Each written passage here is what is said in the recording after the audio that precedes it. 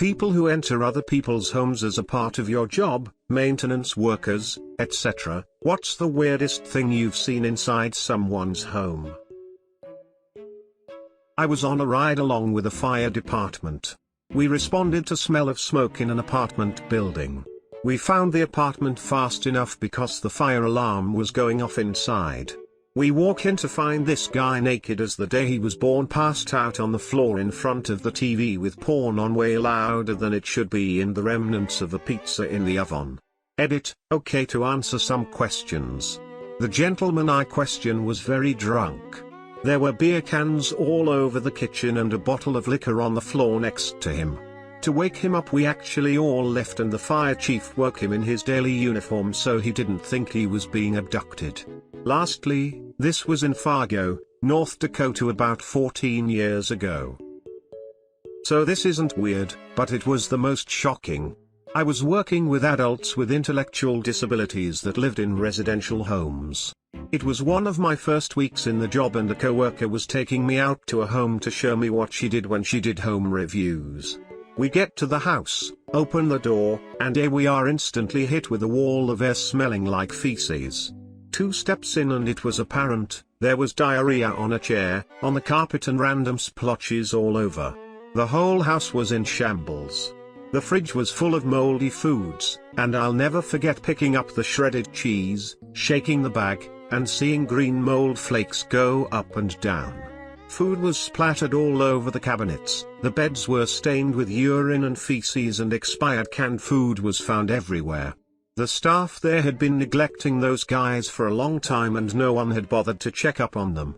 That's revolting. How'd you guys end up handling the situation? I hope the staff got fired. We took photos of everything, completed the report, and my coworker and I started cleaning some of the house. We took a few large garbage bags full of rotten food and junk with us. We then deemed the home hazard and stated the guys living there couldn't return until clean. The guys got a 2-day hotel stay and the group home director brought in staff to clean the home from top to bottom. The staff and supervisor working in the home were all investigated. It's nearly impossible to get fired from a group home, so after the investigation they were written up and sent to another home. Eventually they all did other things which caused more write-ups, which got them all fired. Edit. For those who live with a group home in your neighborhood, I suggest becoming friends with the members in the household. Random stop beats from neighbors often stop or help agency prevent or catch neglect. Homes that get no outside visitors have higher rates of abuse. Used to work for a concrete company, and our mixer trucks would sometimes damage property. Typically my partner and I did maintenance on the plants, but we'd get sent to job sites to unfuck whatever the drivers did. So while at one house we had to tear up the driveway, replace the culvert and re-pour the end of the driveway. The first day we were there, all the old snoopy neighbors were standing around watching us, and I had to piss pretty bad. So I asked the homeowner if I could use his bathroom. He said sure, and led me through his house, past a bathroom, into the bathroom in the master bedroom. Already creeped out by that. Oh, also I noticed cameras all over the place. Some pointed out windows, some pointed into the rooms. Creep factor leveled up. So he leads me to the bathroom, opens the door and holds it for me, like you would at a store, when someone is behind you. I say thanks, he still stands there. I had to walk past him and yank the door closed. While leaving, I notice a bedroom decked out in kid stuff. This would normally not toss up any flags. Grandkids room probably, right? But with all the added creepiness, it just didn't seem normal at all. Told my partner, he laughed and pointed out there was probably cameras in the bathroom. If either of us had to piss after that, we drove down to the gas station. Edit time for clarification. So this was around 15 years ago. We are talking camcorders on tripods, not your cut Etsy nanny cams. Old guy was single, and this wasn't a very kid-friendly setup as far as foster homes go. The part about him holding the door for the bathroom, imagine going to a restaurant and there's a group of people with you and you hold the door open for them. This was what I was talking about. Except he didn't seem to have any intentions on closing it, hence me snatching it from him. Cleaning a huge condo for a wealthy book publisher, the owner felt that cats were sacred, so they had suspended walkways through the entire 6K square foot condo for the 2 cats to walk on. So they could move through every room without having to touch the floor. Additionally, every 12 feet or so in each room, they had a cat balcony the cats could sit on made out of real crystal. We weren't allowed to touch them as they were valued at $10,000 apiece. I know someone who did something like this, but not to that extreme. They were building their dream house, which included underfloor ducts and vents for the AC system. Since they were going to be doing that already, they had the builder install a completely separate set of ducts and vents just for the cats. So they could move from room to room and inside-outside as they pleased. Apparently the cats had a habit of falling asleep in hidden areas of rooms, waking up to find the door closed, then whining till someone let them out. This solved that issue, though I will say it was kind of disconcerting to be in a room where you knew there were no cats, only to have one suddenly pop up out of the floor to say hi. Including in the bathroom. Edit, if it makes anyone feel any better, the house had about a 5 to 7 foot crawl space underneath it, was built on a ridgeline. They lived in the desert, so it stayed dry and non-icky like some crawl spaces, and each of the segments and junctions of the cat ducts had access doors. As far as I know, they never had any issues with the cats vomiting or crapping in the ducts, but they did have one instance where their big orange tomcat killed a jackrabbit, dragged it into his favorite hangout junction box, proceeded to eat the entire thing, and then was too fat to fit out through any of the room vents. That time they did have to go under the house and use the access door to rescue him. Back in the early 90s, I worked for a company that removed old electric water heaters and replaced them with propane-powered water heaters. Because propane water heaters can possibly spew carbon monoxide, there are state regulations as to where the water heaters can and can't be placed. So it was my job to inspect the water heater room and draw up plans for ventilation, if necessary. I showed up at a client's home to inspect the area where he had his water heater to see if we needed to install any vents. When I asked to see his current water heater, he seemed a little uncomfortable and said, "I have something in the room that I forgot to clean up." I followed him to the room. And when he opened the door, the smell of weed hit me. In the water heater room, he had fishing lines strung up with trimmed plants being dried. If I were to guess, there must have been a couple pounds of weed drying in there. He said, "Oops, sorry about that." I smiled and told him, "No problem. I don't even know what that is." I knew exactly what it was, but I didn't want the guy to get worried about me telling someone. He offered me some, but I told him, "No thanks. I don't know what that is." As I was leaving, he asked me, "You aren't going to tell anyone about the plants, are you?" I asked, "What plants?"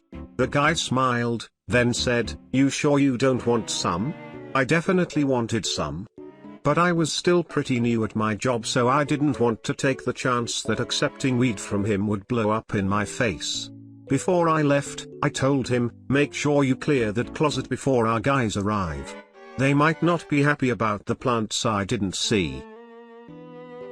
As a maintenance guy at a large apartment complex, I've seen some shit-naked people, really gross people, but thank God no dead people.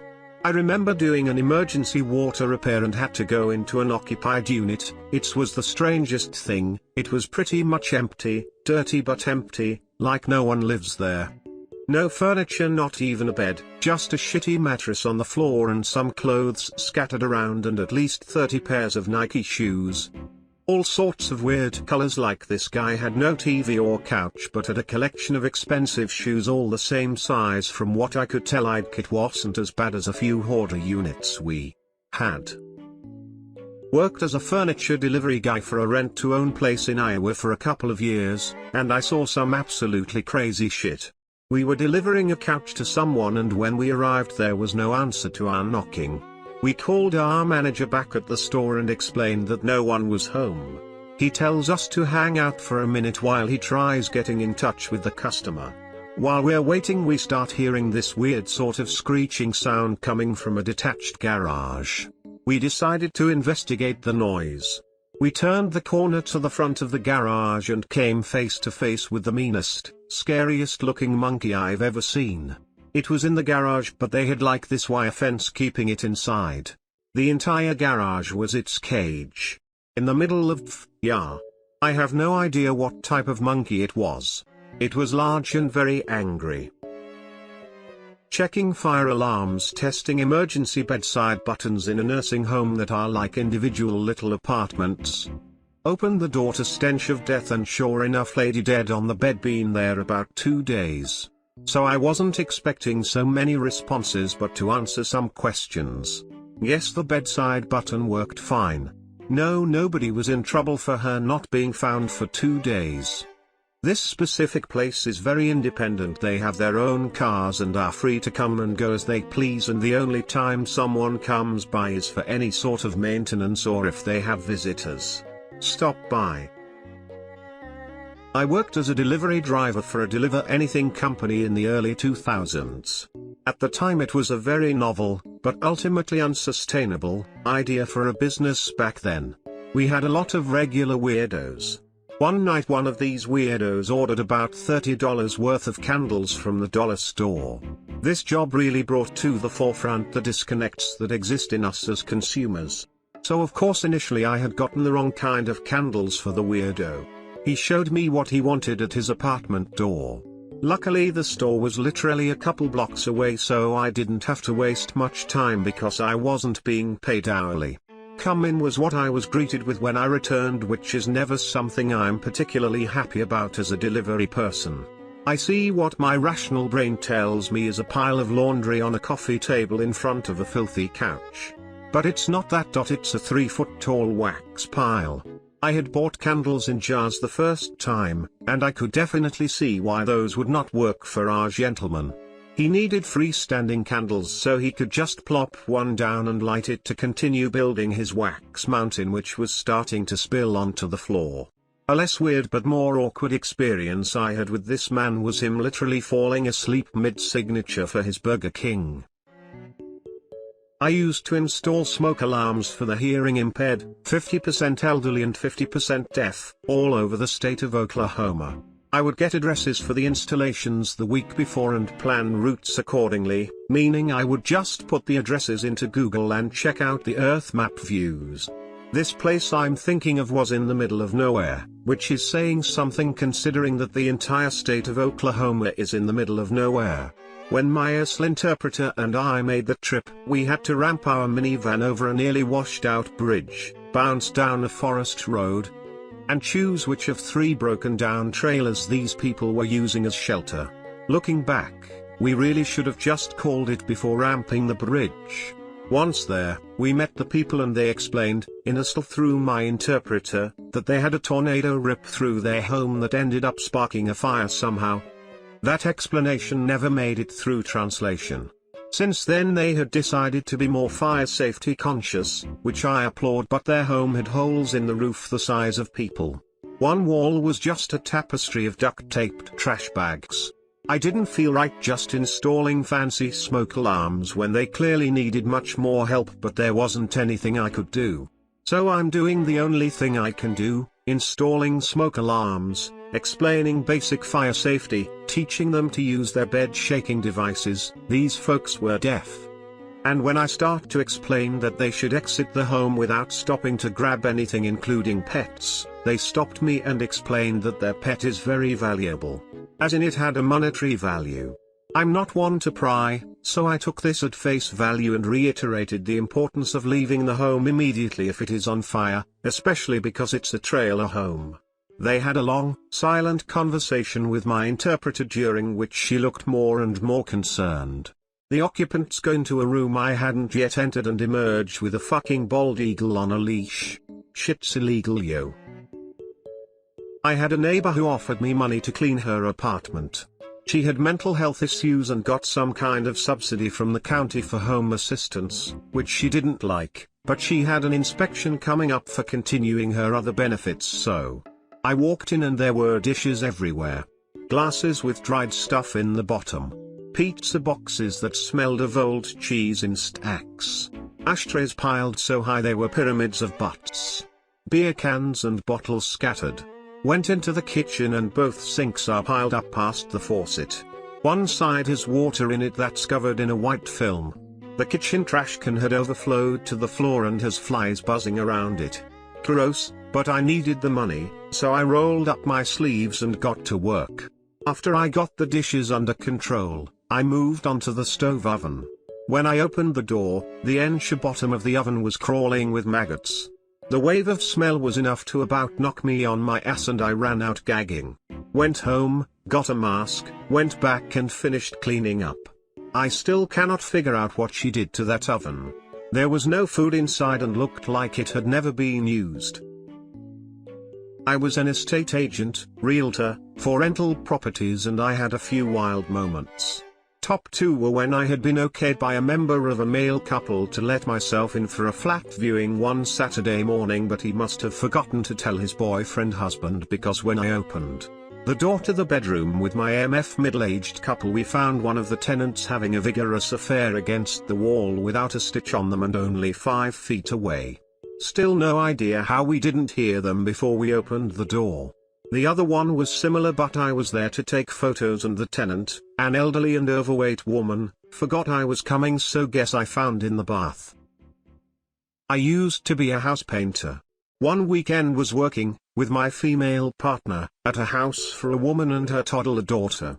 The daughter was chatty and cute, mostly sat on the couch watching TV but would talk to us while we worked. I was on my knees painting some trim with my back to the daughter when she said, "Look at me." I turned around and saw her on the couch wrapped in a blanket. She opened the blanket and said, "I'm naked." I immediately turned back around and said loudly, "I don't need to see that." From the other room, her mom yelled out, "Is she taking her clothes off again?" At the end of the day, we were laughing about it with the mother and I said she's going to be really popular when she gets older. Luckily, she took it well. I don't know if I could really peg one thing as the weirdest, but collectively it sure as hell was.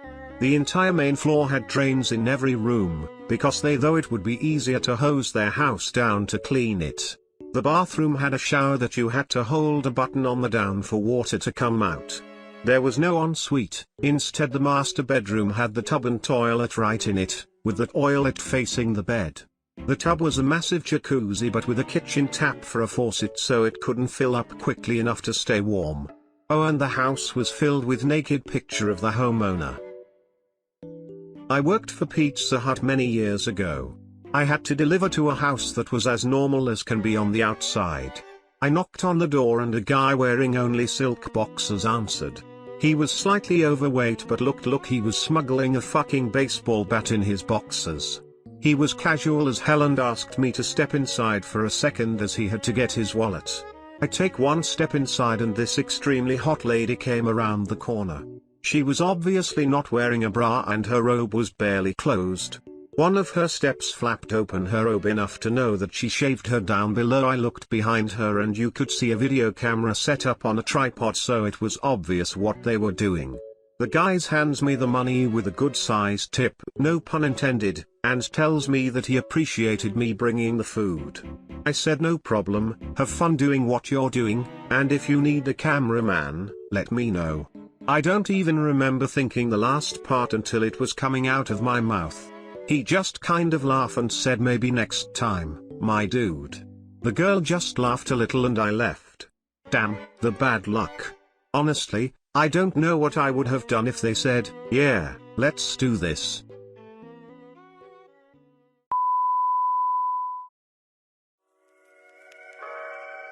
Powerful happiness that I just can't seem to guide.